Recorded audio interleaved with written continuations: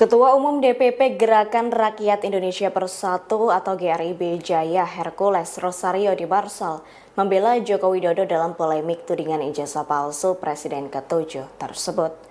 Ia bereaksi keras mengetahui rencana aksi basa yang akan mendatangi rumah Jokowi di Solo, Jawa Tengah. Hercules turut mengingatkan bahwa Indonesia merupakan negara hukum. Hal itu disampaikan Hercules seusai melakukan silaturahmi ke rumah Jokowi di Solo pada Selasa 15 April 2025. Ia mengklaim kunjungannya itu murni silaturahmi, tak ada hal spesifik yang dibicarakan.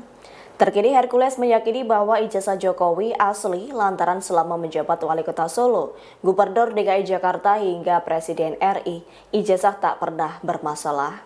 Ia menilai sangat mustahil Jokowi bisa mencalonkan diri apabila ijazah yang dilampirkan palsu. Terkini ia mengaku kesal terhadap pihak yang menuduh ijazah Jokowi palsu. Hercules menyatakan penyebaran isu ini hanyalah sensasi.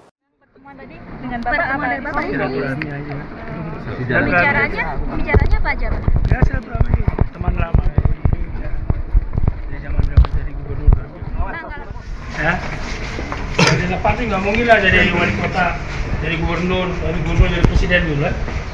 Jadi nggak usah kita cari masalah untuk bikin sensasi, bikin gaduh-gaduh gitu lah. Intinya